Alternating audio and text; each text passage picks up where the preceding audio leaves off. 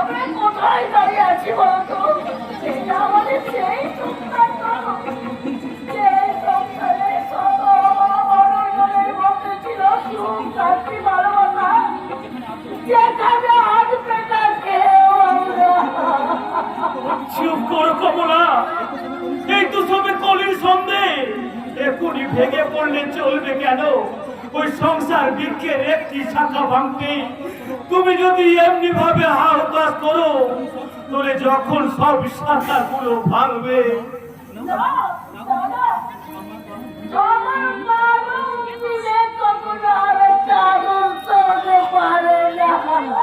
ওটা যত সহজে বলা যায়, জীবনে চলার পথটা ততটা সোজা নয় কমলা।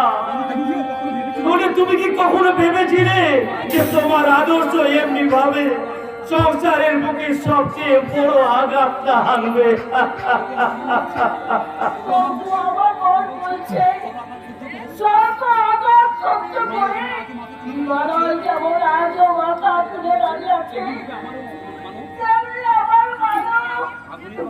আগুনের পাশে ঘি থাকলে করতে বেশি সময় লাগে না কমলা।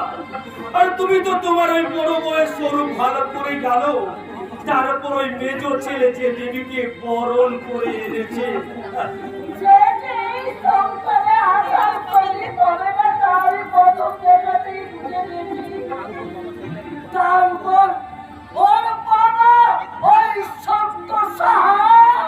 আরো বেশি থাকা বসানোর সুযোগ পেয়ে গেল।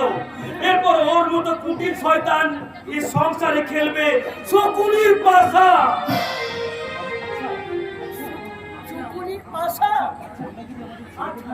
আমরা যদি আমাদের জানিয়ে দিই, উপর দিকে থুতু ফেললে সে থুতু তো নিজের গায়ে পড়বে কমলা। তাছাড়া বর্তমান সমাজের বেশিরভাগ ছেলেদের কাছে তার বাবা মায়ের চেয়ে শ্বশুর শাশুড়ির দাম বেশি। তাই তোমার কথা বিশ্বাস করে ওই আদর্শ আর কোনোদিন সুপথে ফিরবে না, কোনোদিন না।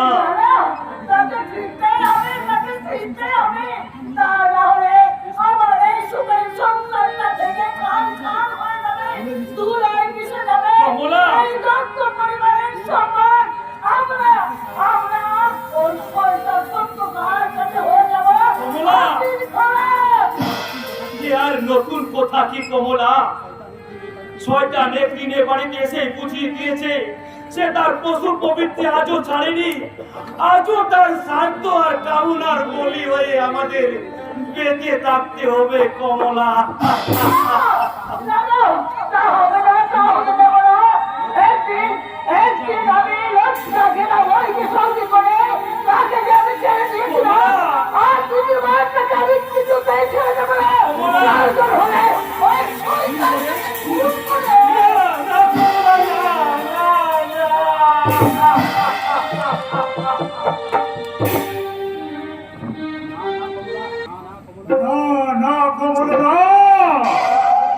এবার আর তোমায় আমি হাত ছাড়া করবো, তোমাকে কাছে টানবো বলেই তোমার বড় বড়কে আমি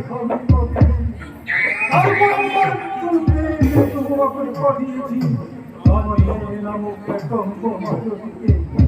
ওই দুটো মোবাইল করে পাঠলেই তোমার তাদের সংস্থানটা ইংরেজি বাংলা শহরের মতো ধ্বংস তোমার পরিণত হবে।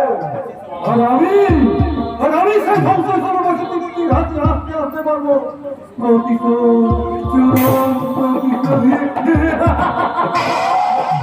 আমার তখন অপমানে যদি মৃত্যু চাই, তারপর আপনি মৃত্যুকে বরণ করতে চাইছেন কেন? তুমি তোমাকে এই বাড়িতে আসতে আমি নিষেধ করেছি। হ্যাঁ করেছে, কিন্তু আপনার নিষেধ মানে যে একটা বিরাট সম্ভাবনা ও পুরেই নষ্ট হয়ে যাবে স্যার। আমি এই অখ্যাত গ্রামের নাম না যারা নাট্যকার আমি নবনব সৃষ্টির উন্নতরা বুকে নিয়ে আমার বাড়িতে ছুটে গেছে তো কেন? এটা তো কোনো পাগলা জানি স্যার, জানি, তবু কেন জানি না একটা আশ্চর্য মহাকর্ষ শক্তি আমাকে বাড়ি বাড়িতে টেনে নিয়ে আসে। মহাকর্ষ শক্তি আপনি? আমি আপনার মধ্যে যে দেখেছি সত্য ক্রেতা দাপর কলির একটা মিশ্র চরিত্র, যা আমার নাটকে আর সব চরিত্রকে হাসাবে, কাঁদাবে, আর সব শেষে ফেলে দেবে একটা নিশ্চিত মৃত্যুর কোলে। বেশ সুদূর প্রসারে চিন্তা ভাবনা তো তোমার, কিন্তু তুমি কি জানো এখন দাপুর কবি ভাই ভাই সত্যকে তার খায় না, তাই তো তোমার মতো সত্যপতির কাছ থেকে তোমার মতো নাট্যকাররা না খেতে পেয়ে শুকিয়ে মরে। কিন্তু আমি যে বলবো না স্যার, আমি সৃষ্টির নাটকে নিজেই ধ্বংস হয়ে যাবে। তোমার মধ্যে থাকা প্রেম প্রীতি চরিত্রগুলো ওখানে শুকিয়ে যাবে। না না, তখন শুধু তুমি নও, তোমার চারপাশে থাকা ভাই বন্ধু আত্মীয় পরিজনের মৃত্যুর কারণ হবে তুমি। বিশ্বাস করে দিয়ে তুমি হবে কর্তব্যের পুরস্কৃত শিশু। এটাই ভবিতব্য, কারণ আমাদের মতো সমাজের মাথাগুলো চরিত্র নাটক রেখে জীবন বিনষ্টকার হওয়ার আগে তুমি নিজেই হয়ে যাবে তোমার নাটকের আপনি কি আমায় ভয় দেখাচ্ছেন? না, বুঝিয়ে বলছি। যুব কল্পনার জগতে উড়ে নাট্যকার হতে গিয়ে এই সংসারকে ভাবনা তুমি হাত করতে পারছে। আছে আমি তোমার একটা শুনবে। হ্যাঁ বলুন। শিক্ষিত বুদ্ধিমান ছিল তুমি, তাই মাথা থেকে নাট্যকার হওয়ার চিন্তা করে নিয়ে কাজ করো ভাই। আমার একটা ভালো চাকরি মিস্টার সাহা, আপনি আমার লোক দেখাচ্ছেন? না, খেয়ে পরে বাজার করতে খাচ্ছি। কিন্তু যাই করি স্যার, আমি যে কলম ছাড়তে পারবো না। আমাদের পেছনে পথ দেওয়াটাই কি তোমার পেশা? না স্যার, প্রকৃত সত্যকে উদ্ঘাটন করে দেশের আপামর জনগণের কাছে তুলে ধরাটাই আমার নেশা। কিন্তু সেই সত্যের দিকে চাপা পড়ে তুমি যদি মিথ্যা রস হয়ে যাও, তাহলে কি করে করবে এই দেশের মানুষকে সচেতন? সেটা আমাকে ভাবতে দিন স্যার। আপনি শুধু একটা কথা শুনে রাখুন, লোক আর ভয় দেখিয়ে নাট্যকারে কলম ব্যস্ত করা যায় না। সত্যের প্রতীক হয়ে সে একদিন ঝলসে উঠবে। আপনার চলার পর যদি সহজ সরল হয়, তাহলে আপনি হবেন আমার নাটকের প্রধান চরিত্র। আর দুর্বুদ্ধি যদি আপনাকে গ্রাস করে ফেলে, তাহলে আমার নাটকের মধ্য দিয়ে আপনার উলঙ্গ চরিত্রটি তুলে ধরবো এই দেশের আপনার জনগণের।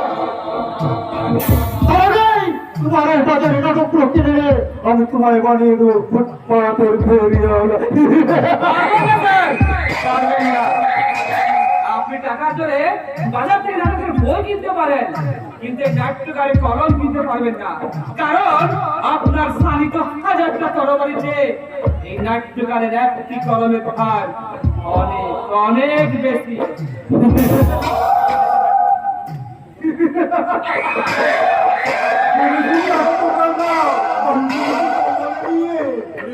ঘুরে ঘুরে রাস্তায় পড়ে ঢুকে ঢুকে মরে দেশের মোড়া কোনো ভারী নাট্যকারের বাচ্চা ভয় দিয়ে বই গেল সত্য সুন্দর সাহায্যে।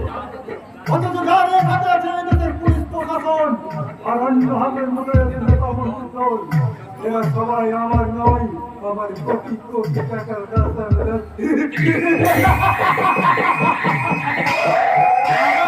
সবাইকে বস করা যায় না। এই ভ্যাগাবন্ড নাট্যকারী তার জ্বলন্ত প্রমাণ স্যার।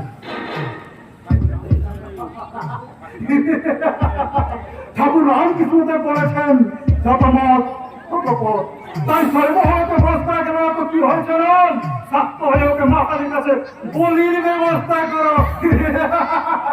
যাও তাকে খবর দাও। আপনিও ওরা বললেন যে আমি আগেই তাকে খবর পাঠিয়েছি বস। এক্ষুনি এলো বলে। You are very intelligent boy. এই জন্যই তো তোমাকে আমার এত ভালো লাগে। সব ভালোকে শেষ করে মন্দির বন্য বইয়ে দেওয়ার জন্য শয়তানের বাচ্চা শয়তান সেরা হাজির বস। বলুন কি করতে হবে? আরে কেমন কিছু নয় সেরা, একটু ছোট্ট পারে। কোথায় কাকে? রতনপুরের বাসিন্দা ভাস্কর সেন শর্মা। ও তো আমার চিমটি কাটা কাটাতে স্যার। দামড়ি ছাড়ুন 1 লাখ। বলো কি হে ছোকরা, সামান্য একটা জবুত উপার্জন করতে সামান্য মানুষকে নয় স্যার। সামান্য মানুষ যদি হতো তাহলে আপনাদের মতো ও সামান্য মানুষের নেক নজরে পড়তো না। আরে আমি বলে পুরো 1,00,000 টাকা?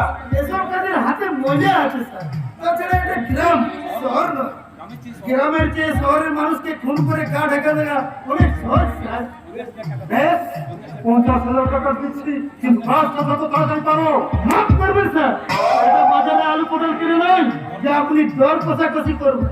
পারলে 1,00,000 ছাড়ুন, নাহলে আপনার হাত যাবেন না। চলুন। আরে দাঁড়া, দাঁড়া। রসিকতা বুঝিস না। আমি তোর সাথে একটু মস্করা করছি। এই নে, অ্যাডভান্স 50,000 টাকা। বাকিটা কাজ শেষ হলে বাকিতে কারবার আমি বহুদিন আগে ছেড়ে দিয়েছি স্যার। সালা পুরো টাকাটাই ক্যাশ লাগবে, কিন্তু যদি কাজের সাকসেসফুল হতে না পারো পুরো টাকাটা আপনি ফেরত পেয়ে যাবেন। আর এই সেরা পারবে না এমন কাজে দুনিয়াতে নেই।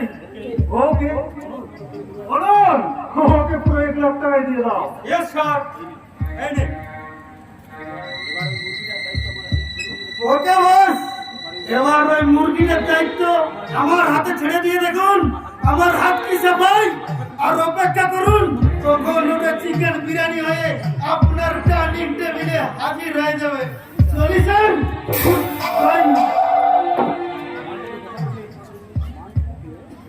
মার থেকে কোথা থেকে জোগাড় করলেন? যে খায় চিনি তাকে যোগায় চিন্তামণি। আসলে মাঝে মাঝে ওকে দিয়ে আমার অনেক গুরুত্বপূর্ণ কাজ। ও, তাহলে তোমারও কিছু গুরুত্বপূর্ণ কাজ থাকে। আমি তো জানতাম তুমি সবসময় আমার জন্য। Yes sir, I am your most obedient servant sir. তাই তো আমি সবসময় আপনার কাছে নিজের কাজ বলেই মনে করি স্যার। না আর তা যদি করতেন তাহলে এতদিনে নার্সিংহোমের কাজটা শেষ হয়ে যেত। আপনার হয়তো জানা নেই ম্যাডাম যে নার্সিং হোমের কাজ শুধু শেষই নয়, আগামী সপ্তাহে তার শুভ উদ্বোধন। ও, তাহলে তো আপনাকে একটা ধন্যবাদ দেওয়া উচিত। তাতে আমার কাজে যোগ্য মর্যাদা দিয়ে হবে না মামুনি। কারণ এই সিঙ্গুর এলাকায় আমাদের চাকরি হয়েছে এবং হচ্ছে, তার সবটুকু কৃতিত্ব কিন্তু ওই অনরের। কংগ্রাচুলেশন মিস্টার রায়। এতদিন আপনাকে যোগ্যতাহীন ভেবে আমি ভুল বুঝেছিলাম। I am so sorry. প্রকাশ করার কিছুই নেই ম্যাডাম। ভাগ্য বিড়ম্বিত মানুষকে সবাই ভুলে। এইবার সেই ভুলকে ভুল করে ফুটিয়ে তোলে আমি কিন্তু আপনাকে খুশি করে দেবো। তখন নিশ্চয়ই আর ভাগ্যে সহায় দেবেন না। সেটা তখনই দেখা যাবে। আজ শুধু আমি একটা কথাই বলে যাই, এভাবে আপনাদের সকলের ভাগ্যিশ্বাস আর ভালোবাসা পেলে এই আকাশের চাঁদটা এনে আপনাদের হাতে ধরিয়ে দিয়ে আমি বুঝিয়ে দেবো যে আমি শুধু আপনাদের ম্যানেজারই নয়, এই পরিবারের একজন সদস্য। চলি স্যার। বাহ, এতদিনে তুমি আমার উপযুক্ত মেয়ে হয়েছ মামুনি। কেন কেন বাপে কেন? আমি কি এমন করেছি? লোভের টক দিয়ে সুন্দরভাবে অনরকে খাই করে। শুধু অনল নয় বাপি, অনল নয়, তোমার কথা মতো ও বাড়িতে গিয়ে আদর্শর বৌদি আর তার ভাইটাকে আমি হাতের মুঠোয় করে নিয়েছি। আর কিছুদিনের মধ্যে ওদের দুজনকে আমি এনে ফেলবো তোমারই পায়ের নিচে বাপি। আর তখনই আমি চিৎকার করে বলবো, এই দেশে এখন দাপর করি ভয় ভয়, সত্য পেপার ছাড় নয়। তোমার অভিশাপ তোমার একটা ভুটি হচ্ছিস তুই, আদর্শ আর অনল। তোদের চালে 7 সমুদ্র নদী পার হবে আমার প্রতিপদের সপ্তদিন।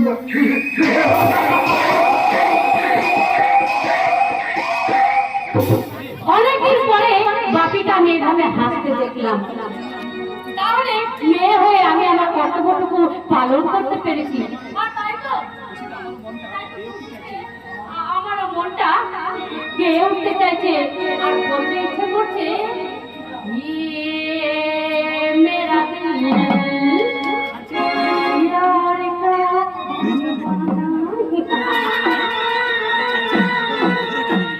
ये मेरा दिल यार का दीवाना।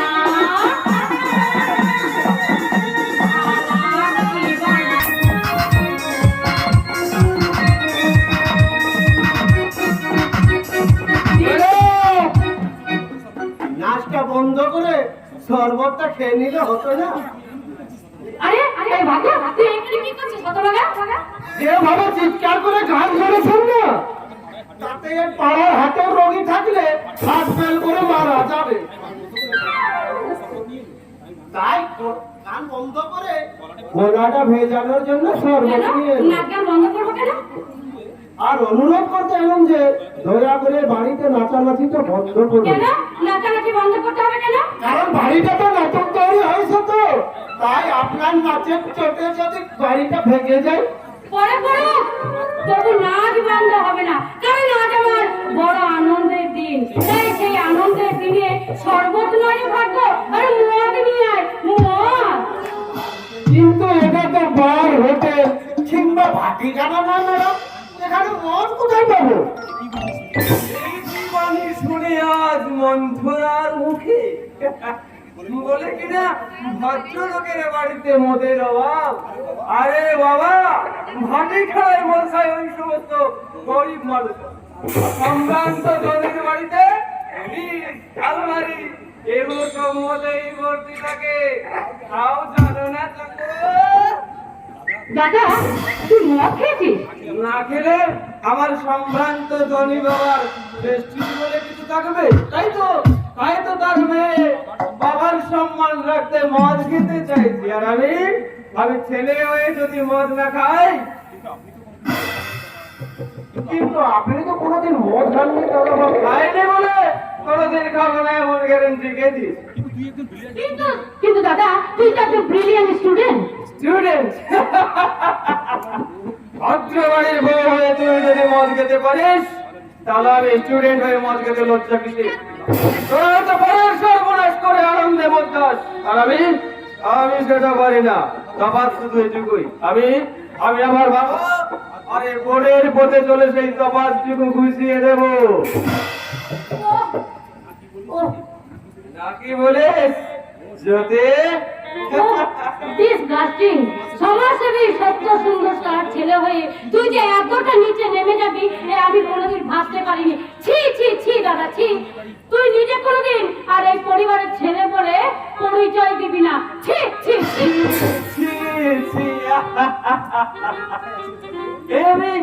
আমি কোথায় আছি রে ভাগ্য? সেখানে মানুষ তার নিজের দিকে না তাকিয়ে অন্যের দিকে আঙুল তোলে কেন? এটাই কি সভ্য ভদ্র আর শিক্ষিত মানুষের নমুনা? তা জানি না দাদা বাবু, তবে আজ আপনি কেন মদ খালেন তার কারণটা একটু বলবেন?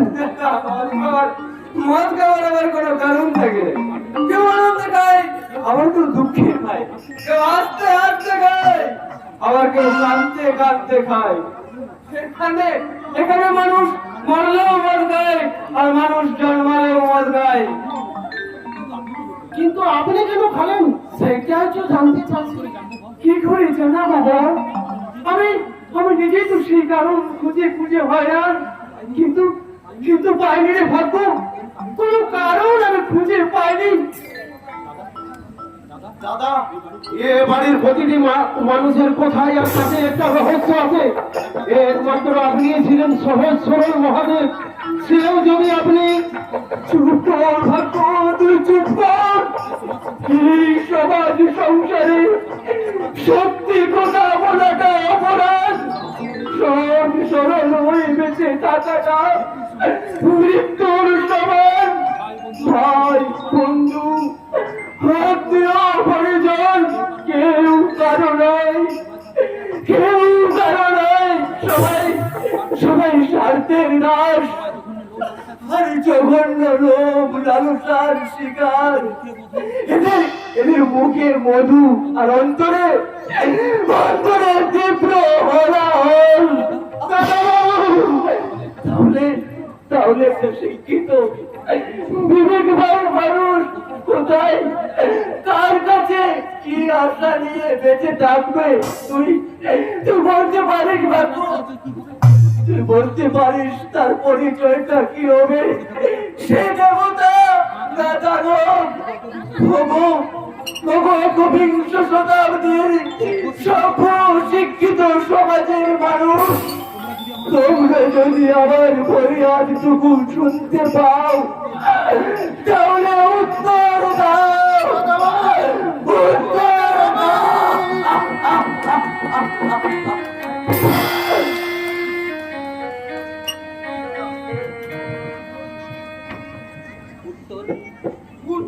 নেই, উত্তর নেই, কোনো উত্তর নেই এই সর্ব শিক্ষিত সমাজের কাছে। তাই তুই আমরা মানুষ রূপী অমানুষ সর্ব শিক্ষিত সমাজের কাছে এক ভারবাহী পশু, যাদের জীবন আছে কিন্তু জীবিকা নেই। মনুষ্যত্ব থেকেও মানুষ নামের অযোগ্য। আমাদের দুঃখ যন্ত্রণা হাসি কান্না আজ মিলে মিশে একাকার হয়ে গেছে। আমাদের দুঃখ সেটা আমাদেরই থাক, কারো হাসির সঙ্গে মিলিয়ে আমাদের কাজ নেই বাবা। কিন্তু বাংলার কবিতে অন্য কথা বলছে রে বকুল। কি কথা বলছে বাবা? বলছি দিবে আর নিবি বিলাবি বিনিবি যাবে না ফিরি এই ভারতের মহামানবীর সাগর তীরে। আচ্ছা, কবির কল্পনা কাব্য হয় বাবা, জীবন নয়। জীবনের সঙ্গে জীবনের মহাকাব্যের ভাষা তার কোনো মিল নেই দাদা। বকুল তাই তো তোমার সততার মূল্য টানা পড়িও নয়, বিশ্বাসবাদের কর্মচারী হয়েও একটা অঙ্গ হারিয়ে আজ তুমি মালিকের চক্ষুশীল। হাজার অনুরাগী না করে তোমার ক্ষতিপূরণ বাবদ কোনো টাকাই পেলে না। আজ কারখানায় এক মাস ধর্ম ঘর চলছে তা তো মালিকের টনক নড়ল না।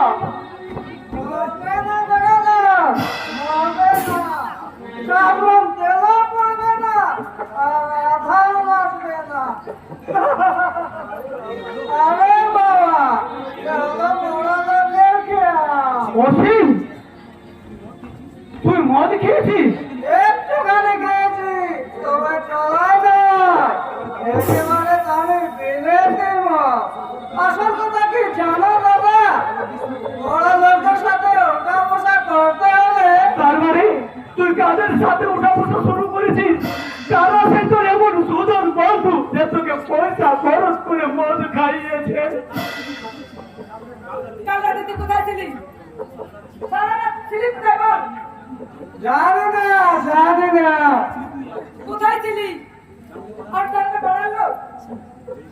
অসীম লক্ষ্মী ভাইটি আমার, তুই তো কোনোদিন কোনো কথা আমার কাছে গোপন করিসনি। তোমাদের কোনো কেন উত্তর আমি দেব না।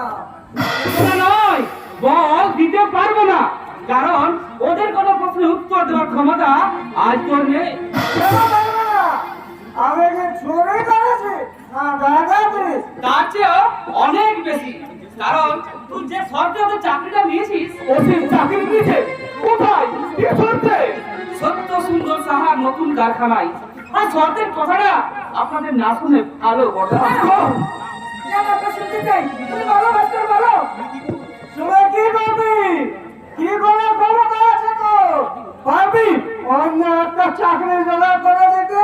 পারবি এবারে বন্ধ হাতে টাকাটা সচল করতে? না দুর্গা না, আর সেই ক্ষমতা নেই বলে তুই যে অন্যের সঙ্গে আপোষ করবি। তোর শিক্ষা দীক্ষা বিবেক চুপ কর। ওগুলো তো অনেকদিন ধরে প্রয়োজন গেলাম, কিন্তু তাদের তো পেট ভরেনি। ভরে ভাবে জগৎ কর্তা কর্তা দিনে দিনে এই সংসারের মুখে ছেটে বসেছে। বসু প্রয়োজনে না খেয়ে শুকিয়ে মরবো, কিন্তু ওটা আমি মারবো না দাদা। মানুষের পৃথিবীতে জন্মেছি, সারা জীবন ভাগ্যের হাতে পড়ে পড়ে মার খেয়ে অভাব অনটন দুঃখ দুর্দশার সাগরে ডুবে বলতে নয়। অসীম, আজ এই কথা তোর মুখে, অথচ তুই দুদিন আগেই বলেছিস। ভুলে গেছি সেসব কথা জীবন থেকে বিদায় দিয়ে নতুন ভাবে পছন্দে কথা বলতে শিখেছি। কিন্তু শত অভাব অনটন থাকলো তার অস্ত আমি তোদের ভাই বোনের গায়ে রাখতে দিদি ভাই। আমি যে তোদের জীবন একে জীবন বলে কথা না, মেয়েটা প্রায় মানুষের মতো ঢুকতে বেঁচে থেকে কি লাভ? তাকে বলেন ওর নাই আর বাপের পথ ধরে চলার নাম জীবন নয় অসীম, মরণ মরণ। তারা জেগেছে মরণকে মরণ করে চাইছিস কেন? শুরু কর, নইলে কোনো জীবনের স্বপ্নের গুলিগুলো যাবে, আপনার জীবন থেকে হারিয়ে যাবে বকুল।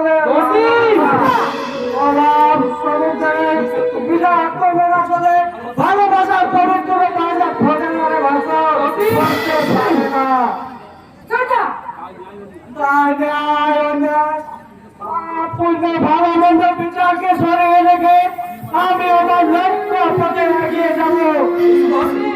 এই সংসারের বুক থেকে সরিয়ে দেব দুঃখের কাটাচোরা।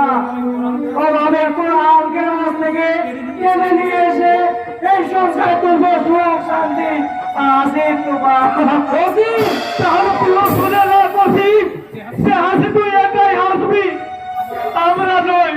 কারণ আমার ভিতরে বলে ও ধর্মের নাথ ভোগেছে, ধর্মের সর্বতে অনেক ভালো রে, অনেক ভালো। তাকে ভগবান বাঁচাতে পারে না দাদা। তবু আমি বলছি ওই সত্য ধর্মের তুমি ত্যাগ করো দাদা।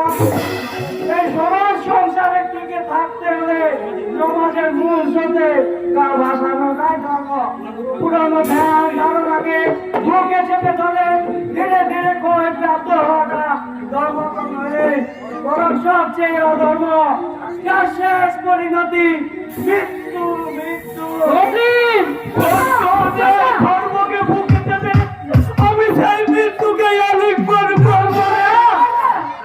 তবু তোর পাপের পয়সা অন্য মুখে তুলে আমি বাঁচবো না রে, বাঁচতে যা, বাঁচতে যা না।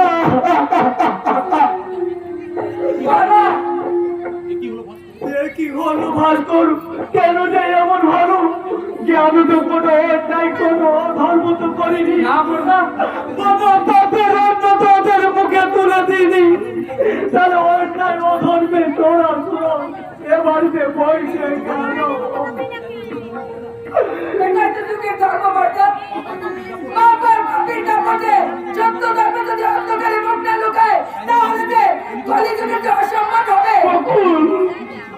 আপনি কোনো চিন্তা করবেন না বড়দা, এটা ছিল প্রতিটি সংসারে এই ঘটনা নিত্যই ঘটে চলছে। কিছুদিন পর আপনি দেখবেন আপনার উচ্চ বিরোধী ভাই তার কৃতকর্মের জন্য আপনার পায়ে ধরে ক্ষমা চাইবে।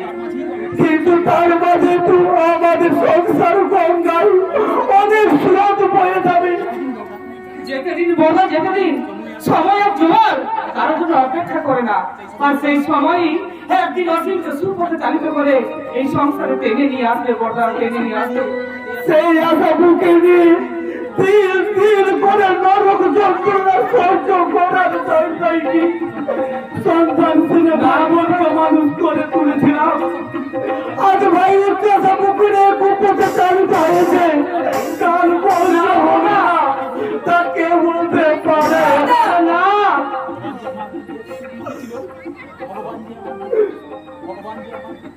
ভগবান যে আমার ভাগ্যে এত সুখ লিখেছিল তা আমার জানা ছিল না রে বকুল।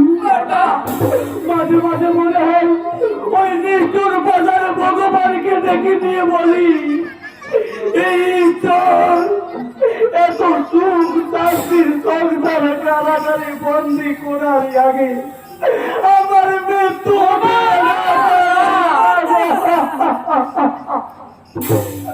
আমার মৃত্যু দিল না কেন? কদিনের দুর্ব্যবহারে বড়দা ভেঙে পড়েছে, তুমিও দুর্বল হয়ে পড়লে তাকে সান্ত্বনা দেবে কে? কে শোনাবে তাকে বেঁচে থাকার আশ্বাস বাণী? আমি টের পাচ্ছি না ভাস্কর, ছোটার কথা আমার মনে মনে লাগছে। সত্যি সত্যি কি আমাদের ভালোবাসা বেঁচে থাকবে, নাকি নাকি চিহ্ন মানের মতো বেঁচে যাবো কোনো অজানা পথে? তুমি কি আমার উপর বিশ্বাস হারিয়ে ফেলছো বাবু? তুমি কি বিশ্বাস করতে পারছো না এই ভাস্কর চিরকাল তোমার থাকবে? না ভাস্কর না, আমি তোমাকে বিশ্বাস করি, আমি তোমাকে ভালোবাসি, আমি তোমাকে বিশ্বাস করি। জীবনে আমার যদি তুমি না থাকো পাশে মরণে।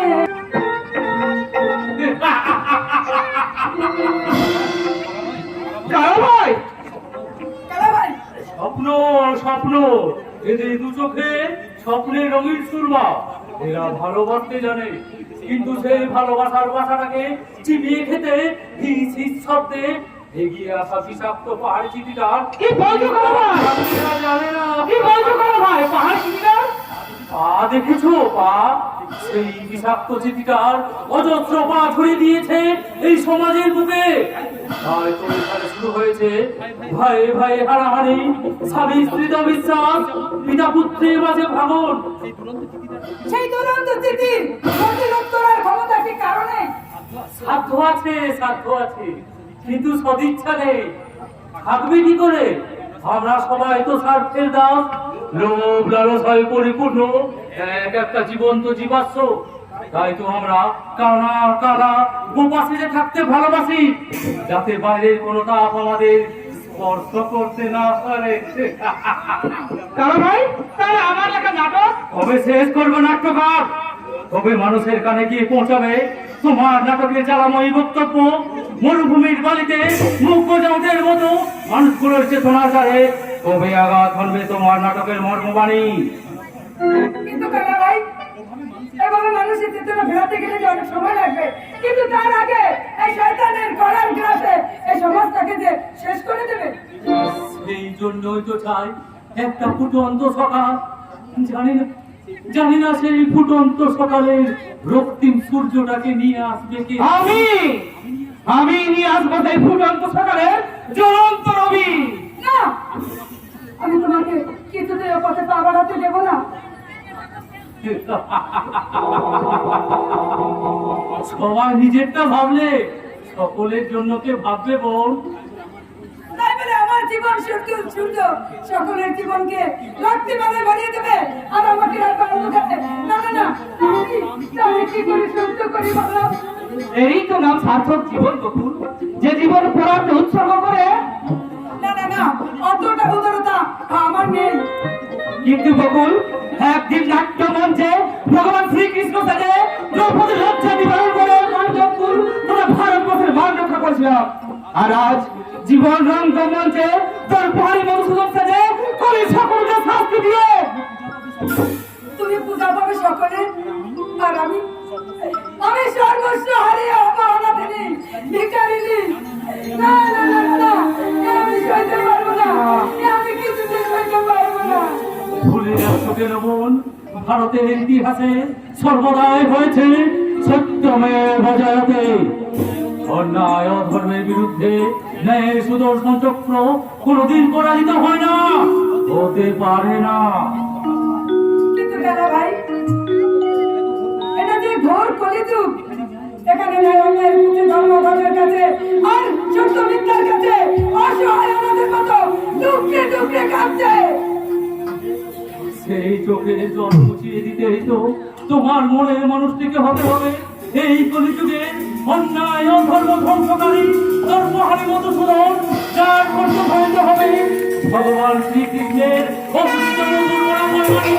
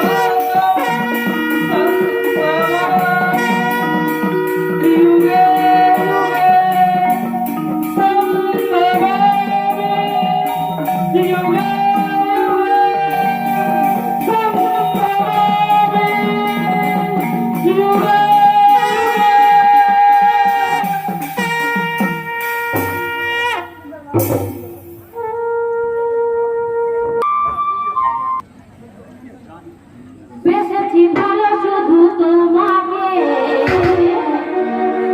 ভালোবাসি আজও তোমাকে। এই অসময়ে এখানে এত চিৎকার করছে কেন? চিৎকার নয় বৌমা, আমি শুধু বলতে এসেছি এটা তোমাদের শহরের বার কিংবা হোটেল নয়, শান্ত সৌম্য রতনপুর গ্রামের এক ভদ্রলোকের বাড়ি। সোহর ভদ্রলোকের বাড়িতে কি মডার্নিটি থাকছে নাকি থাকলে ভদ্রতা চলে যায়? হ্যাঁ, মডার্নিটির ওপর ব্যবচার নয় বৌমা, একটা সভ্য শিক্ষিত সংসারের বুকে তোমরা যা শুরু করেছো তাতে তুমি চক্কর দেবে কেন? এবারে অ্যাডাল্ট মেম্বারদের সব কাজে বড়দের নজর দেওয়া উচিত নয়। বিবেক মুখে আর তোর কাছে আমায় শিখতে হবে কোনটা আমার উচিত আর কোনটা উচিত নয়। হবে, কারণ মডার্নিটি সম্পর্কে তোমার কোনো ধারণা নেই। তাই বর্তমান সমাজ ব্যবস্থায় নিজেকে মানিয়ে নিয়ে এই সংসারে চলতে হবে। তোদের আদেশ আর উপদেশ শুনে আমায় চলতে হবে, এই তো। বাহ বাহ, চমৎকার! সভ্যতার জ্ঞানবাদী কত সভ্য সমাজের মানুষ তোমরা তাকিয়ে দেখো, এরা সবাই আজ তরতর করে এগিয়ে চলেছে, শুধু আমি পিছনে পড়ে রইলাম। নাটক বন্ধ করুন, কারণ আপনার ওই নাটক উপনা দেখে আজ আর কেউ হাততালি দেবে না, বুঝেছেন? হাততালি দেবে না। বৌমা, বৌমা তুমি উচিত কথা বলেছে বড়দা। এরপর তোমার আর কোনো কথা থাকতে পারে না, তুমি এখান থেকে যাও। কি হলো? এখনো তুমি হাত করে দাঁড়িয়ে রইলে যে? ঠাকুরপুর কথাগুলো তুমি শুনতে পাওনি? পেয়েছি গোলাপ, শুনতে আমি পেয়েছি, কিন্তু মানে বুঝতে পারিনি, কারণ আজ পাড়াগাঁয়ের মূর্খ চাষা তো। সত্যি তুমি একটা গেয়েও চাষা, তাই সারা জীবন চেষ্টা করলেও তুমি কোনোদিন আধুনিক জীবন যাপন করতে পারবে না। কেন পারবে না দিদি? তুমি একটু শিখিয়ে পড়িয়ে নিলে নিশ্চয়ই পারবে। কিন্তু দাদাকে বড় বড়দির কাছে সে শিক্ষা নিতে রাজি হবে। বিশ্বের সেরা ঐতিহ্যবাহী দেশ ভারতবর্ষ যদি ইংল্যান্ড আমেরিকার কাছ থেকে নগ্ন পাশ্চাত্য শিক্ষা নিয়ে ধীরে ধীরে উন্নত হতে পারে, তাহলে আমি বাবার মনে কেন পারবো না তোমাদের সাথে অনুরূপতার শিক্ষা নিয়ে মানুষ থেকে জানোয়ার তৈরি হতে। বেশি জ্ঞান দেওয়ার চেষ্টা করো না, বুঝেছো? তুমি সব কিছু বেশি বুঝে গিয়েছো বলে তুমি জীবনে কিছুই উন্নতি করতে পারো না। আমার না হোক, তোমার যে বেশ উন্নতি হয়েছে তা সবাই বুঝতে পারছে গোলাপ। হবে হবে গোলাপ, তোমার হবে, এটাই সঙ্গে লেগে থাকো, তোমার এত উন্নতি হবে যা তুমি ভাবতেই পারোনি। বড়দা, ছি ছি বিবেক, ছি! নিজেদের কলঙ্ক ঢাকতে এইভাবে এইভাবে বাহারি কথাবার্তা বলতে তোদের লজ্জা করছে না? না, করছে না, করছে না, কারণ এটাই মডার্ন কালচার, যার বিন্দু বিসর্গ বোঝো না বলে আজ তুমি এর কথা বলছো। বলবে না, ও তো চায় এই সংসারে সবার মাথায় মন্ধাত্তা আমলের নীতি চাপিয়ে দিয়ে সবাইকে সেই আগের যুগে ফেলে রাখতে। তাছাড়া দেওয়ার বৌদিতে একটু হাসি ঠাট্টা নাচ গান করবে, এটাই তো কালচার। এটা আপনার গায়ে অত ফোসকা পড়ার কি আছে শুনি? এবার যদি বাড়িতে তো চেটামেচি কিসের? কিসের বুঝতে পারছো না? এই বাড়িতে ভদ্র আর অভদ্র নিয়ে লড়াই চলছে, তাতে তো একটু চিৎকার চেঁচামেচি হবেই। মানে মানে আমি বিবেকের সঙ্গে একটু নাচ গান করছিলাম বলে তোমার ওই ভদ্র ভদ্র দাদা আমাকে অভদ্র ছোট লোক বলে কি অপমানটাই না। বড়দা তোমার অপমান করেছে? তবে আর বলছি কি, আমি কি বানের জলে বেঁচে এই সংসারে এসেছি নাকি, যে যখন তখন যাত্রার কাছে আমাকে মুখ বুঝে অপমান সহ্য করতে হবে? এসব আমি কি শুনছি? তুই নাকি আমার স্ত্রীকে থামলে কেন? বল বল। যদি তোমার নিজের স্ত্রী নেই বড়দা, তোমার নিজের বোন যদি এমনি কোনোদিন নাচ গান করে, সেদিন আমি কারো কথা মানবো, তুমি এই কথাটা ভাবলে কি করে বেঁচে ঠাকুরপো? তাছাড়া প্রত্যেক মানুষের একটা ব্যক্তি স্বাধীনতা আছে। বাড়ির বউরা নিশ্চয় কারো কেন বাদী নয়। কেন ভাবলে হলো সকালের বাইকে আমার বিবেক, আর স্বাধীনতা মানে স্বেচ্ছাচারিতা কিংবা ব্যভিচার নয়। এই যদি তোমার মনের কথা হয়, তাহলে এই বাড়ি ছেড়ে আমরা চলে যাবো। তাহলে আমরা তোমার সঙ্গে যাবো। না না না না না, আর ওই বাড়ি থেকে যাওয়া হবে না। শুনুন সেই মহাপুরুষের বাণী, ভূমি আদিবাসী মাতা স্বর্গা দুশ্চক্র পিতা জননী জন্মভূমি আপনি সেই স্বর্গে যদি পিপিকিতে ভরে যায়, তাকে পরিষ্কার করা দায়ও তো তোমাদের। তাহলে এই সংসার ছেড়ে কোনো বছর হতে যাবে কোন লোককে?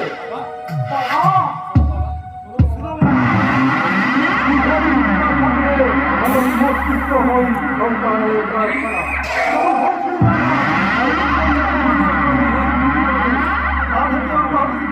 তোমার আমি আমার প্রতি স্টুডেন্ট করে বহাল করলাম, তাই না? আর জয়দীপ নেতা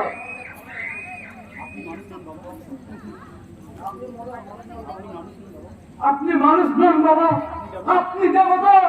আমার এই বেকারত্বের জ্বালার অবসান করে যে উপকার রাজত্ব করলেন আমাদের বেকার পুত্র জীবন জীবন চালিয়ে যাবি একটি সব করবো বাবা, সব করবো, সব করবো। মুখে আসছে রে। শোনো মানুষ, কাল তাহলে তুমি যথাসময়ে নার্সিংহোমে হাজির থাকবো বাবা। আর যদি নার্সিংহোমের শুভ উদ্বোধন অনুষ্ঠান আমি তো উপস্থিত না থেকে পারি, আপনি কোনো চিন্তা করবেন না, যথাসময়ে আমি নার্সিংহোমে হাজির থাকবো বাবা।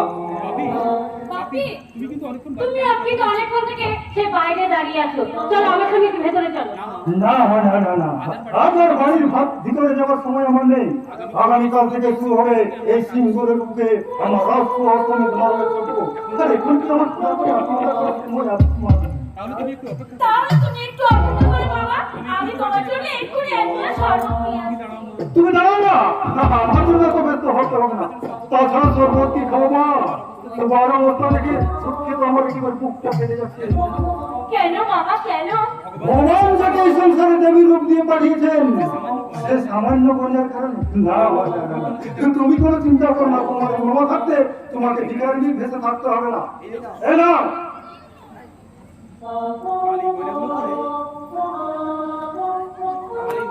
গণাগুলো পরে দেবী রূপে সতীর সঙ্গে এসব কেমন? কিন্তু বাবা, না এতগুলো গয়না নিয়ে আমি না না না না না, ওগুলো তোমার ফেরত দিতে হবে না। মনে করো না এই গরিব মামার দেওয়া উপহার, তোমার দেওয়া এই অমূল্য উপহার আমি সারা জীবন মাথায় করে রাখবো বাবা, মাথায় করে রাখবো।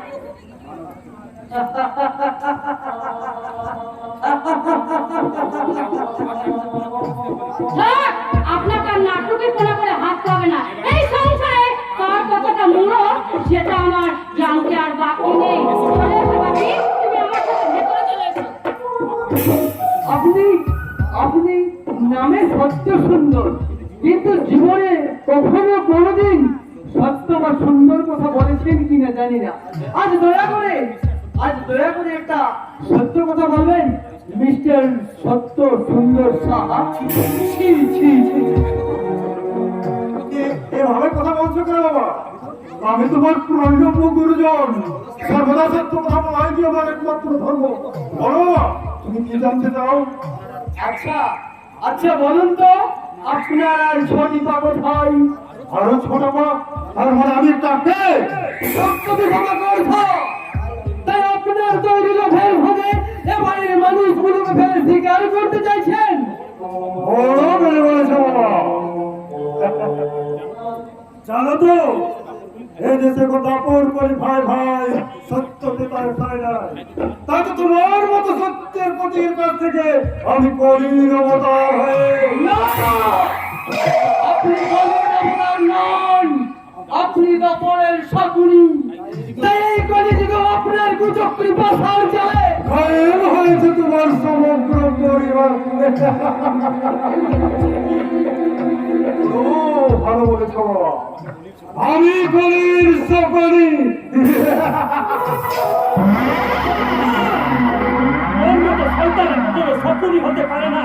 শকুনের উপরটা কুচক্রি দেখে মনে হলো সে চেয়েছিল দুষ্ট দুজনকে ধ্বংস করে এদেশে ধর্ম রাজ্য প্রতিষ্ঠা করতে, আর তুই চাস তোর পাশার চলে এই সোনার সংসারকে অসার করতে। তুমি তো আমায় বেশ ভালো চিনেছো দাদা, আর চিনবেই নাই বা কেন? রক্তের সম্পর্ক না থাকলেও আমি তো তোমার ভাইয়ের মতো হতে। বাবা বাবা, তুমি এই শয়তানটাকে আগে থেকেই চিনতে? হ্যাঁ বাবা, চিনতাম, তখন ওটা মানুষ ছিল, কিন্তু বর্তমানে ও একটা। সামনে কেন দাদা?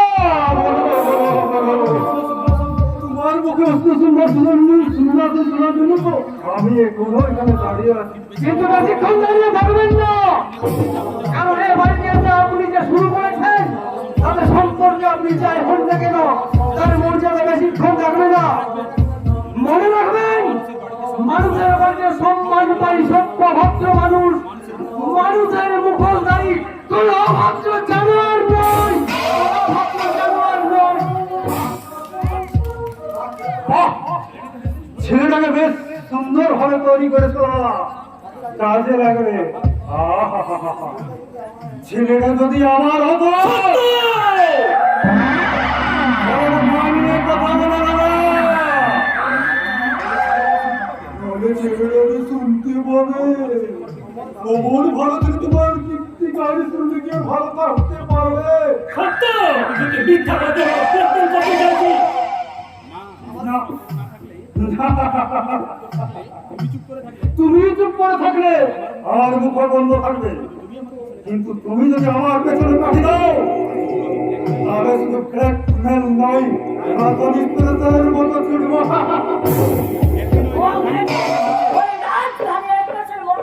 তুমি চাপা করে বলবে শয়তান চাপা। আশীর্বাদ করছো বলি, তোমার আশীর্বাদ আমি কথা নিয়ে বলছি। আমি যেন তোমার মতো একটা গাড়ি নিতে চাপা পড়ে মরি।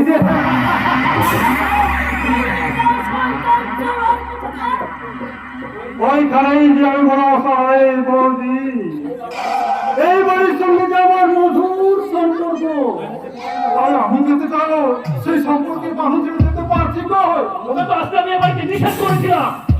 কয়েকদিন পরে ওই নিষেধটা আমি তোমায় করবো দাদা। আর বলছি বেশি বাড়াবাড়ি করো না, ওটা আবার আমি সহ্য করতে পারি না। তোর ঈশ্বর আমি কি সহ্য করবো ভেবেছি?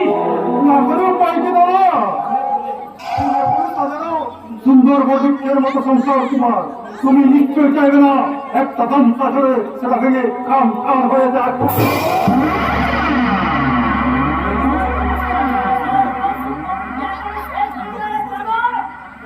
কি করে হবে বৌদি? তোমার মতো স্বর্গের পারিজাত যার একবার হাত ছাড়া হয়ে যায়, সেই দাগ সে কখনো ভুলতে পারে না, ভোলা যায়। আমি উচিত শিক্ষা দিতে পারছি আর তোমায় আমি উচিত শিক্ষা দিতে পারতাম দাদা, তোমার এই পুরানো কেসটাকে তোমায় উচিত শিক্ষা দিতে পারতাম, কিন্তু ভদ্রতার খাতিরে তা আমি দিইনি। আশা করি সেই ভদ্রতাটুকু তুমিও বজায় রাখবে, তাহলে আমার যে খারাপ নিশ্চয় তুমি হতে পারবে না। আমি সত্য নই, আমি মিথ্যার বেলা লেখা একটা জীবন্ত পাপ, যার কাছে দাপন করি ভয় ভয়, সত্যতে তার ঠাঁই নয়। যে কলিযুগের সুদীর্ঘ পুত্রধারী আমি, কলির সত্য সুন্দর সাহা, আজও আমার পয়সার চাই।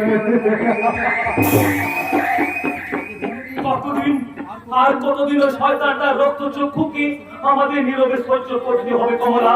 চাচা গো, আমি চাচা। তবে আমার মনে হয় এবার জীবন জোয়ার দশা খেলা শেষ হওয়া দরকার। কিন্তু কিভাবে তাদের সঙ্গে নিয়ে তুমি নোংরা খেলা শেষ করবে? কেন আমাদের সন্তান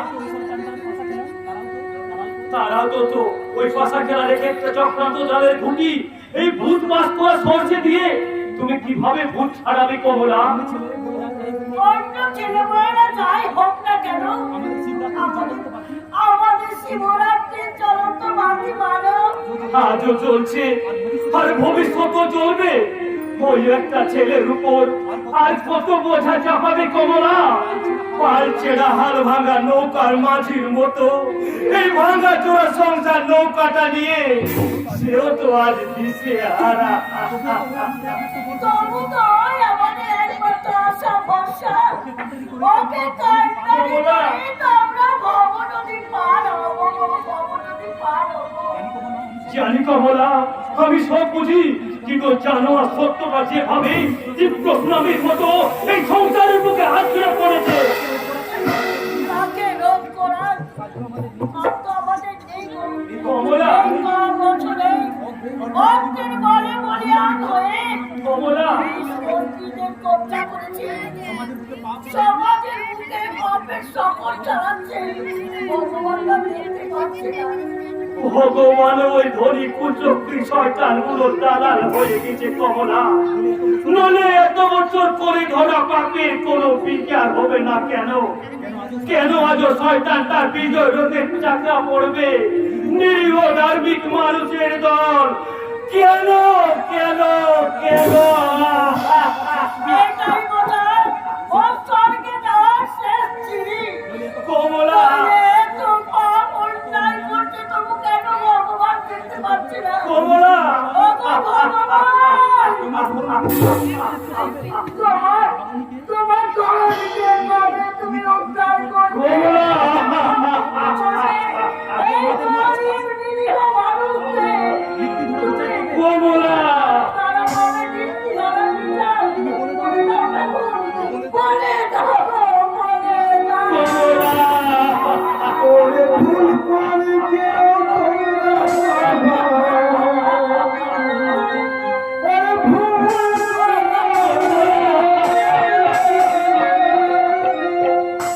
ওরে ভুল করে কেউ তোমরা সবাই বিচার চেও না। বিচার কে কার বিচার করবে? রক্ষক যেখানে ভক্ষকের ভূমিকায় অবতীর্ণ, পুলিশ প্রশাসন সেখানে জনগণ নাই, শয়তানের হাতের পুতুল। নেতা মন্ত্রী সেখানে জনগণ নাই, অর্থ আর ক্ষমতার পূজারী সেখানে বিচারের বাণী তো নীরবে নিভৃতে কাঁদবে। তাই বুঝি এখান ছেড়ে কলকাতার পথে রওনা দিয়েছেন? হ্যাঁ, কিন্তু তুই কি করে জানলি? শিকালি বেড়ালের গোপ দেখলে চেনা যায় দাদা। মানে আমি এদেশের অতি কিছু বীর পুরুষের মতো হাজার চেষ্টা করলেও তাদের সঙ্গে কোনো তফাৎ খুঁজে পাচ্ছি না। অতি বীর পুরুষ তারা কারা? যারা চায়ের দোকানে সেলুনে আর রোজে বসে কোঠার রাজার মজির মারে আর দিল্লির সিংহাসন দখল করে, আর বাড়ি ফিরে বইয়ের দোকানে গিয়ে আউ আউ করে কাঁদতে কাঁদতে বইয়ের বাসি সায়া শাড়ি কাচতে যায়। একবার তুই তাদের সঙ্গে আমাকে তুলনা করছিস? তফাৎ কোথায়? বাবার লাগা অন্যায়ের বিরুদ্ধে প্রতিবাদ করতে না পেরে মেনেমুখী পুরুষের মতো কলকাতায় পড়েছে, আর স্টেশনের পথে দাঁড়িয়ে আমেরিকার প্রেসিডেন্ট বাইডেনের গোষ্ঠী সাধ্য করেছে। এছাড়া কি আর করার আছে বল? সন্তানের আবির্ভাব হলে সে তো আমার বাবা, কেমন করে তার অন্যায়ের বিরুদ্ধে প্রতিবাদ? তাহলে তো বিয়ের পর আপনার মা আপনার বউ লাঠি ঝাঁটা মারলে হয়তো বলবে কি করে নিষেধ করে বল, হাজার হোক ও আমার এক সোনামুখী আদরের বউ। ভাগ্যবান না, বলুন ভাগ্যহীন। কারণ আপনার মতো পুরুষের মুরদের বাড়িতে তাকে চাকরি করতো, সে কখনো ভাগ্যবান হয় না দাদা। ঠিক দাদা ঠিক, আপনি একটা শিক্ষিত বিবেকবান মানুষ হয়ে নীতি নিয়েছেন যে প্রবায়তী সজীবিত। উপায় নেই ভাগ্য, এছাড়া কোনো উপায় নেই। ওদের ষড়যন্ত্রের কালো হাতগুলোতে আমার এই প্রতিবাদের কণ্ঠকালের চেয়ে অনেক অনেক বেশি শক্তিশালী। না, এ আপনার ভুল ধারণা। অন্যায় অত্যাচারীর হাত যতই মজবুত হোক না কেন, সত্য ন্যায় ধর্মের কাছে একে মাথা নত করে স্বীকার করতে হবে। সত্যমে বজয়তে। দেখি কি আপনি এই অখ্যাত গায়ের এক নামধারী নাট্যকার ভাস্কর সেন শর্মা, আর পরিচয় বাক্যের বুঝবুঝ কার কথা বলছেন আপনি? আপনি ছাড়া এই মহান উপাধিটা কে পেতে পারেন বলুন? তার মানে এই বাংলা কথাটার মানে না বুঝে পারেন তো কিছু করে দেখান। কবে কলমের ভাষায় দেশ উদ্ধার করেছি গো, আর সেটার দিকে আপনি বসে তাকিয়ে থাকবেন? এটা কোন মহাপুরুষের কর্ম নয়? কিন্তু এটা তো মিথ্যে বলা যায়। এসব তখন হাজারটা ঘটনা কোনো বাড়িতে এই নাট্যকারের একটি কলমের ভার অনেক বেশি। বই পড়ে শিখেছেন তো? দেখেছেন কোনোদিন? শুনুন, এইসব কম্পিউটার ইন্টারনেটের যুগে জ্ঞান ঘুরানো জ্ঞানের বুলির কোনো দাম নেই। পারেন তো এই দুই ভাগাবন্ডকে যুক্তি করে এই এলাকার শোষিত অত্যাচারিত অভি বিপদগামী মানুষগুলোকে শয়তানের কবল থেকে বাঁচান। তাকে সেই কলম ধরেই হোক আর তোরা বাড়ি ধরেই হোক, বুঝেছেন? সব আচ্ছা জানবাবু, ওই ছেলেটিকে ওটা ভাগ্যবান, আমাদের বাড়ির কাজের লোক। কিন্তু একটা কাজের লোকের মুখে এমন অকাত যুক্তি, এমন জ্ঞান গর্ব সংলাপ, ওকে কাজের লোক বললে ভুল হবে ভাস্কর বাবু। ও একটা বিবেকের চাবুক, আর সেই চাবুকের আঘাতে চর্চরিত হয়ে আমি আবার ফিরে চললাম। তার মানে বাবার সীমাহীন অন্যায় অত্যাচারের বিরুদ্ধে রুখে দাঁড়াতে না পেরে আমি কলকাতায় যাচ্ছিলাম লজ্জায় মুখ ঢাকতে। কিন্তু ভাগ্যের কোথায় বাড়িতে ফিরে গিয়ে আপনার বাবার হারাপুরে টাকার ম্যানেজার অনলাইন লাখ আপনার দুর্নীতির প্রতিবাদ করুন। আর আপনাদের মহান কর্মযোগ্যে আর কেউ কথা না থাকলেও আমি সব সময় আপনার পাশে থাকবো। কংগ্রেচুলেশন মাই ডিয়ার ফ্রেন্ড, তোমার এই কথা আমি সব সময় মনে রাখবো। আজ আমি বুঝেছি যে অন্ধকারে মুখ লুকিয়ে বেঁচে থাকার চেয়ে ওই সমস্ত নির্যাতিত নিপীড়িত অসহায় মানুষের পাশে দাঁড়িয়ে অন্যায়ের বিরুদ্ধে প্রতিবাদ করে বলাও অনেক ভালো ভাস্কর বাবু, অনেক ভালো। আজ আমি আসি বন্ধু, আসি। যাও বন্ধু যাও। দৈত্য খুলে প্রহ্লাদ হয়ে গর্জে ওঠে বাবার হোটের বিরুদ্ধে, আর আমিও আমার অপরাধের লেখনের মধ্য দিয়ে লিখে যাবো। না না না, তাহলে ওই ছেলেদের কথাটাই হয়তো ঠিক। বর্তমান যুগে শুধু লেখনীদের কাজ হবে না, তাই ভগবান শ্রীকৃষ্ণের মতো আমাকেও নিতে হবে এক হাতে ভালোবাসা বাসি আর অন্য হাতে শত্রু দমন করা আসি। আর এই সমাজের আমূল পরিবর্তন হতে চাই। তোর বুকের রক্ত, কে আপনি? তোর ভগবান, মুখটা ভালো করে চিনে রাখ। আর উপরে গিয়ে ওই ভগবানকে বলিস এই ভগবান তোকে তার কাছে পাঠিয়েছে। বল, কেন তুমি আমার খুন করতে চাও? কে তোমায় পাঠিয়েছে? এটা উপরে গিয়ে ছেড়ে দিস রে জানোয়ার। ওকে নয়, ওকে জানতে হবে না শয়তান। কেন কিন্তু বলতে চাই? ওকে আমি একা করতে পারবো। না না,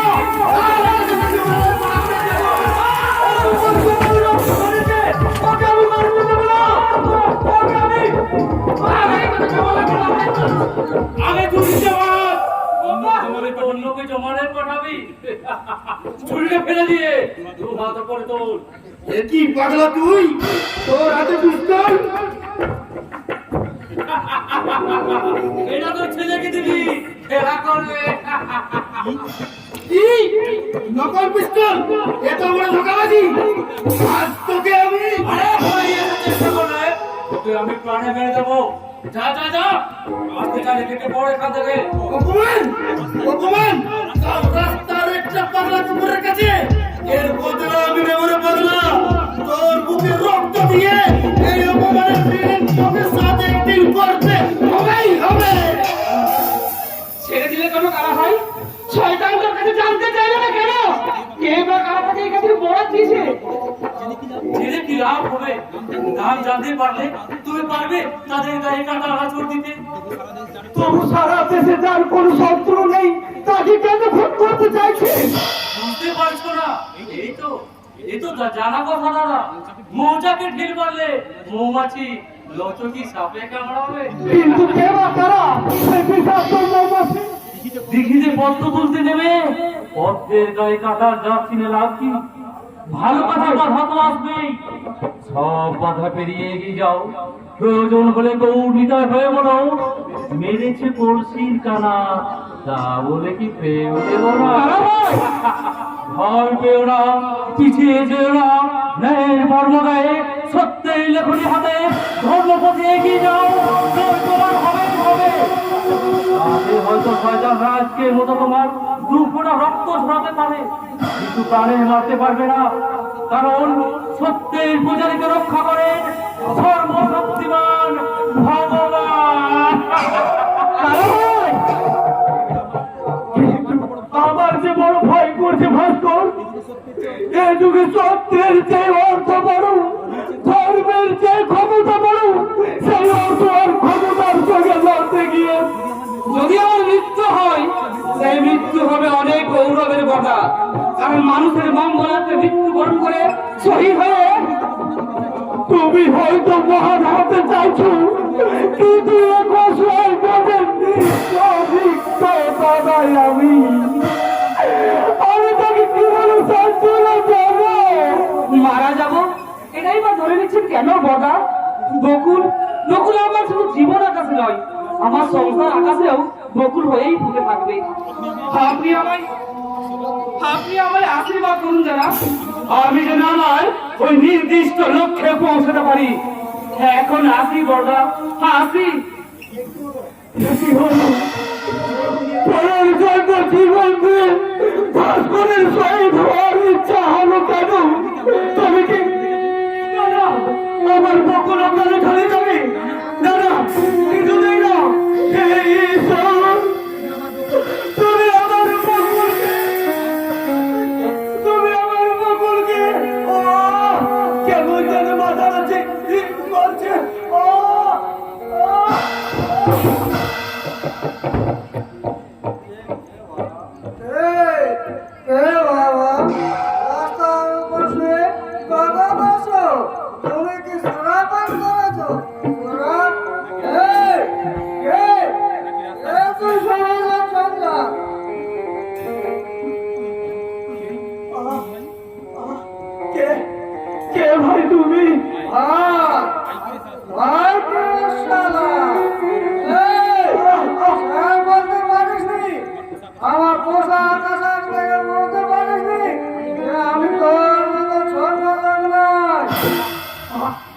আমার ভুল হয়ে গেছে স্যার। আপনি আমায় ক্ষমা করুন। দরকার হলে আমি আপনার পায়ে ধরে ক্ষমা ক্ষমা কেন শালা ক্ষমা কি গাছের ফল এ তোর হাতে দুটো ধরিয়ে দেব না না, আমার কাছে ক্ষমা দেওয়া হবে না আমি শালা জ্যোতি স্টিল প্ল্যান্টের সুপারভাইজার আমার কাছে বেশি নকশা মারতে এলে না, আপনি কিছু মনে করবেন না, ভুল তো আমারই। আমি আপনার রাস্তা জাম করে শুয়েছিলাম। যা স্বীকার করবি তাহলে যে তোর ভুল হয়েছে Yes! আর আমাদের রাস্তা জাম করে কোনোদিন ঘুরি না কেমন আরে বাবা তোরা আমি ছোট লোক রাস্তার ভিখারি আর আমরা হলাম শিক্ষিত ভদ্র অফিসার বুঝেছি স্যার, বলবে বুঝেছি। জীবনের সাহস প্রসাদ আর প্রতিটি রক্ত দিয়ে বুঝেছি। ও তুই তাহলে বুঝতে পেরেছিস দাদা, শুধু আমি না, এই গরিব সমাজের প্রতিটি মানুষ বুঝতে পেরেছে যে অথর্ব বুড়ো বাবা আর বড় দাদার শেষ পরিণতি পথে পথে ভিক্ষে করা। তুই ভিখারি আরে বলবি তো তোর ব্যবহারে আমি খুব খুশি হয়েছি তার তোকে আমি খুশি হয়ে দয়া করে 10 টাকা ভিক্ষা দিলাম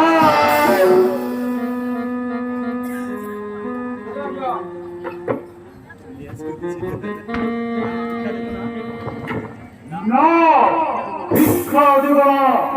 এখান থেকে সব ভিখারিদের দাঁড়িয়ে দাও। কোন ভিক্ষুকাশ্রম নয়। ছি ছি ছি ছি ছি, ঠিক কালে কালে দেশটা হয়নি। এবার তো দেখছি সারা দেশটাই ভিক্ষুকাশ্রমে পরিণত হবে। তার উপর দিয়েছে কাপড় বলি ভাই ভাই সত্যতে তার ভাই ভাই। সেই করে যুদ্ধ সত্য সুন্দর সাহা আমার মতো প্রভাব করে মানুষের ভিক্ষা দেয়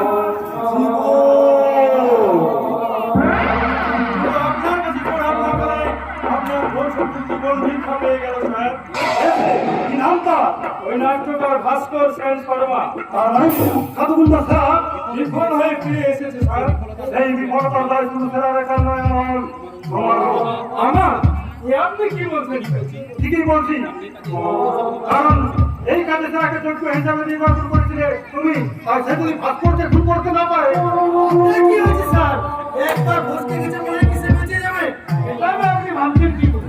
কারণ তুমি আর তাকে কোনোদিন এই খুন করতে পারবে না বলে।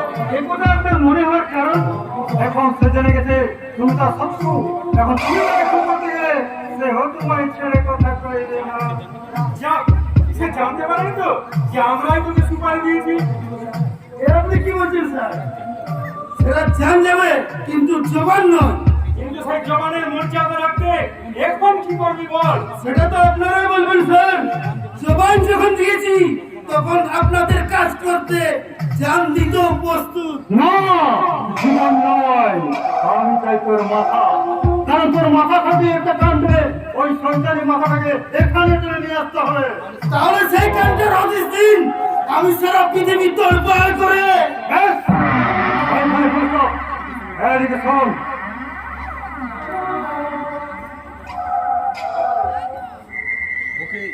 ওকে বস আপনি কোনো চিন্তা করবেন না যথা সময়ে গোডাউনে চালান হয়ে যাবে মাল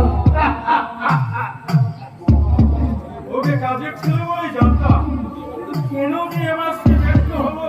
শত্রুকে ছোট ভেবে দেবে নয়। কারণ একটা কথা মনে রাখো, আমাদের আছে অর্থ আর ক্ষমতা, কিন্তু ওরা আছে জনগণ। যারা এক ঘরে একত্রিত হলে দিল্লির মস্তক উল্টে দিতে পারে। করবে না আর না ভাবনা ছিল স্যার। গায়ের জোরে দখল করেছেন। এ আপনি কি বলছেন বড়? গরিব চাষিদের জমি জোর করে শুনে আঘাত থেকে পড়লেন মনে হচ্ছে, যেন কথাটা প্রথম শুনলেন। নতুন বা পুরনো যাই হোক না কেন, এত সুন্দর মিথ্যে করা কথাগুলো তোমায় কে বলেছে? যেই বলুন, কথাগুলো যে মিথ্যে নয় এ কথা যেমন আমি জানি, তেমনি আপনিও ভালো করে জানেন বাবা। শুনো জয়ন্ত, তুমি আমার একমাত্র ছেলে, তাই আমি যা কিছু করেছি সবই তোমার জন্য। আর তোমার কাছে মিথ্যে কথা বলবো কেন? আমিও তো সেই কথাই বলতে চাই বাবা, আমিও তো সেই কথাই বলতে চাই। বর্তমানে আমাদের যে ধন সম্পদ আছে, আগামী 3 পুরুষ বসে গেল তা কোনোদিন ভুলবে না। তাহলে গরিব মানুষদের ঠকিয়ে তাদের দীর্ঘশ্বাস, চোখের জল আর বুক ফাটা অভিশাপ আমরা মাথা পিছু কেন নেব বাবা? তুমি আমায় ভুল বুঝেছো জয়ন্ত, তাই জন্মদাতা বাবাকে তোমার মিথ্যেবাদী মনে হচ্ছে। বড়বাবু শুধু জোগান না দিয়ে খরচ করে গেলে এক সময় রাজার ভান্ডার খালি হয়ে যায়। তাই কলকারখানা শিল্প সমন্বয় করতে হবে।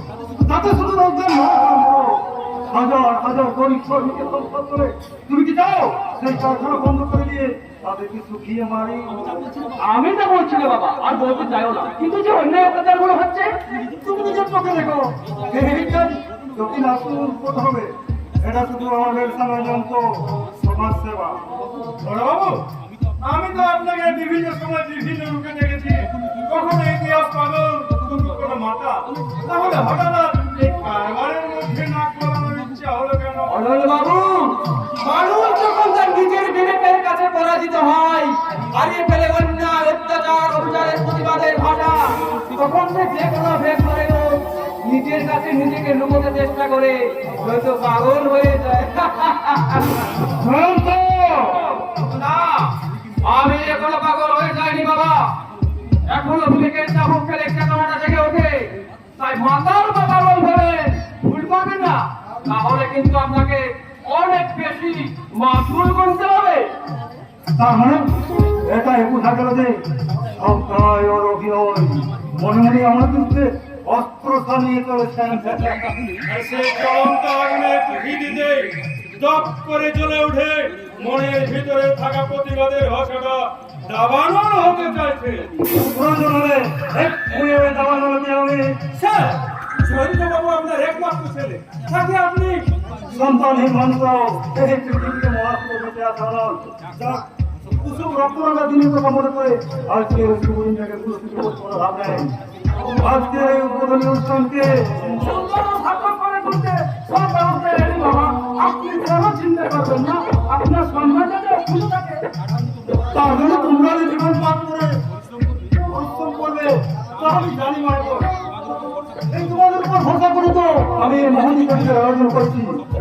সব সময় মনে রেখো, এটা নার্সিং ব্যবসা নয়, শিব সেবা।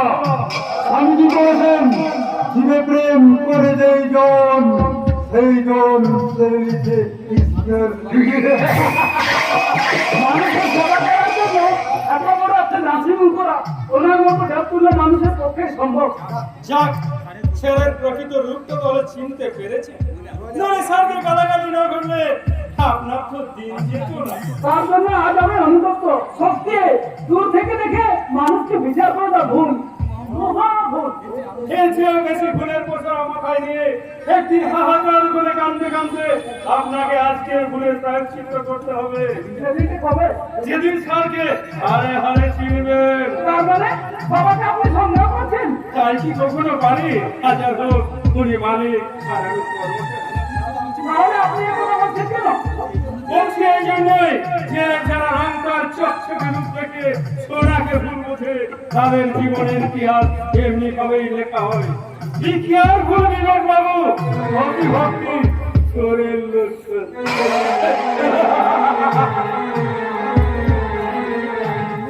আমার ম্যানেজারটা 2 নম্বরই লোক আছে, মানে বাবার মতো দেবপুত্র মানুষ কি কেউ উল্টো পাল্টা কথা বলে? চলা বজ্জা বলতে কি বলতে চাইলো কিছুই বুঝতে পারলাম না।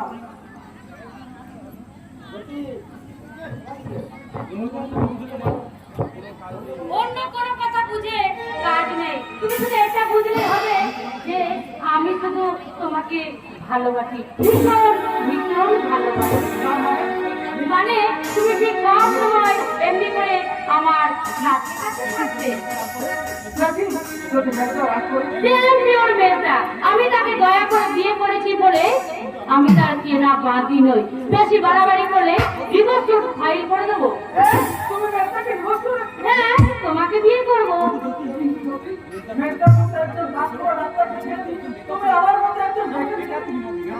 না না বিবেক, বেকার তো তুমি নাও।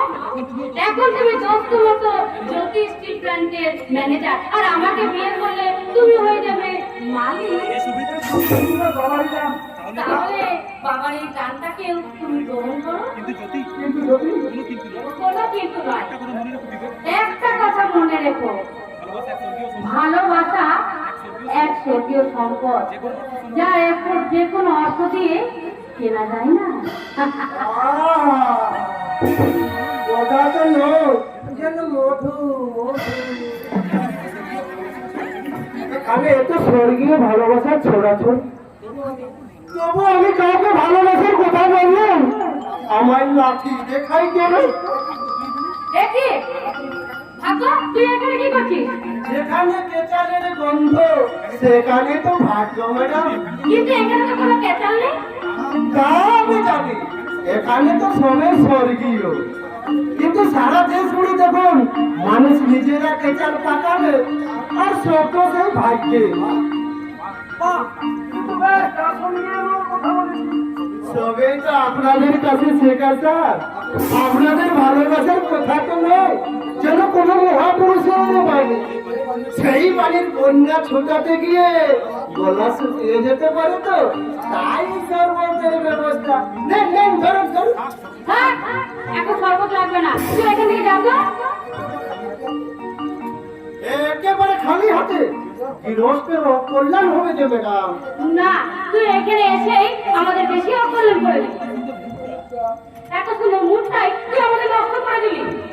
কিছুক্ষণ হুট চাপা দিয়ে রাখুন, আমি ওদিকে চলে গেলে আপনাদের পরবর্তী পেনটা আবার শুরু করে দেবেন। দাদা সর্বত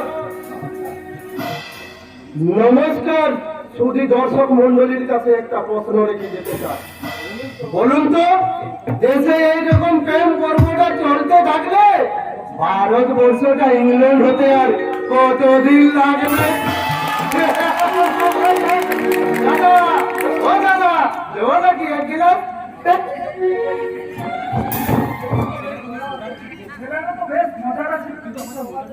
কিন্তু আমাদের মেজাজটাকে মাটি করে দিল। কোথায় আজকের এই আনন্দ দিনে তোমার গলা জড়িয়ে ধরে আমি বলবো, দিল দিবানা